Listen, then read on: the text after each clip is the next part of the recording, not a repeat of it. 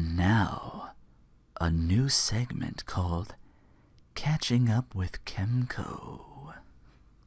I don't feel sexy too often, so I gotta get it out when I can. Anyway, salutations! Searching for a Noah here with a... You stuck around after that. New segment, since I've been plugging away at a lot of the, Kemco dump trucking a lot of RPGs on console. Going as far back as probably like Android and iOS, but I'm mostly going to be focusing on stuff for PlayStation 3, PlayStation 4 that I've gotten. I thought, why not talk a little bit about each game that I've completed so far. I did go a little bit out of order and did the fourth game on my list of... I'm doing these in chronological order, which came out first.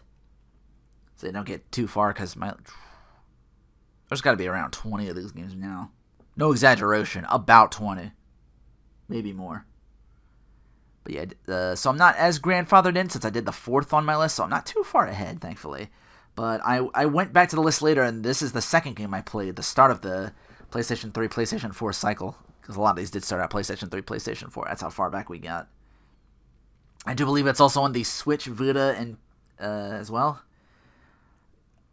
Not sure if PSP or not. But anyway, first game on the list is Asdivine Hearts. And this little guy is one of the party members. I guess that's one way to talk you into the game. I will try not to spoil too much and just try to just do a review or something like that. I don't want to but just kind of talk you into it. Maybe check the game out for yourself. Now, from the 3 Kemco games I've played so far, I'm doing the second one currently. Trying to 100% that. Their RPGs seem to have these things in common. An in-game currency to get that's not gold. A button you can hit for auto-battling for your quick grinding sessions. So yeah, as early back as this game, I was like, ooh, nice. Also, hidden walls in dungeons where you can, like, creep into and find hidden treasures. And in this game, you're going to be doing a lot of that if you want some of the good stuff early. Unfortunately, I couldn't find maps for the game itself. But the only walkthrough I had was, like, telling me what to do and what to say in certain points, which I'll have more on that later. But yeah, you're gonna be doing a lot of that if you wanted the good stuff early. A lot of the sneaking in, like looking around for like cracks in the walls, or this one looks a little different. There's cracks here. You can kind of see like different indentations of walls. It's like, oh, this one looks. And just walk right in and just get some like early treasures to make you stronger than you would normally be.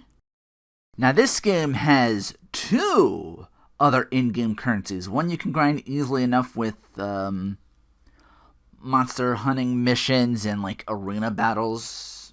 You know, kill 10 of this enemy and come back and report your dude to get your points. And you just grind that over and over again, and then you spend them in to get some, like, stronger weapons and armor and stuff like that you gotta save your game for after you make your purchase. Yeah, gotta make that stuff final. And there's the second one, which is like just points in general, which I don't recall them. They seem to just give it to you randomly from what I recall. Next game fixes that for sure by making it only like 2 in-game currencies. Other than gold, a bit too much. Anyway, the story of Asdivine Hearts is pretty generic, save the world from evil kind of thing. You got 5 party members. Game's big mechanic is getting Tetris block-like gems to slot in your characters to make them more powerful, up your stats, up your immunities to certain RPG status effects. Game has 3 types of magic. You'll probably only really use light and shadow. Void's kind of your stat effects, stuff like that. Like, why debilitate when you can decimate? That's my take. That's how I fight anyway. Each of your characters do start with 1 innate that they can level up to 99. The other 2 you can slot in with the gems I mentioned, so they get those spells. They also have an active skill bar that goes up whenever they take swings at enemies, so they can do that. That takes up, like, gauge points. You can, like, empty out, like, a super meter almost for, like, fighting games you can, like, stock together. They're more varied with the characters, unlike the magic where you'll get the same spells over and over with them. But hey, our party of 5 that can all use healing stuff and just the same old and just like combo and stuff like that and gain like a lot of hits and do a lot of damage. Lengthwise, you'll be going through 2 different worlds, but not really super back and forth, and this game, like most of the Kemco ones I played so far, is very, very linear. So you won't get terribly lost or anything like that, which is fine. Like I said, I couldn't find any maps for the game, but I never felt too lost in it 90% of the time, so simplicity can be a boon. No platinum for this one, but the trophies are very easy to get, albeit a bit of a pain to get.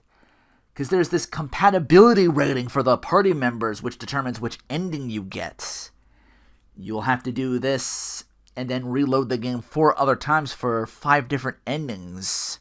No fast forward on the cutscenes either. And then you push on to get the true ending and do the 5 different endings all over again. With no fast forwarding. There are scenes with characters that can increase or decrease their affinity with you, so do keep a save around before you make a decision. I myself have had to take a few times where I've had to just load an old save in this regard because I screwed up. I'm like, oh, I wasn't supposed to say that. Now the rating's going to go down. So mind the button mashing to make convos quicker. Overall, if you're looking to cut your teeth on a simplistic RPG with easy enough trophies to get, give it a try. You might get sucked into the other Kemco games.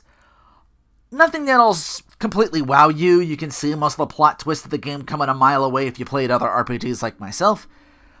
But you'll probably stick around for the characters and the dialogue, which is very funny most of the time. You'll get a great camaraderie with the characters.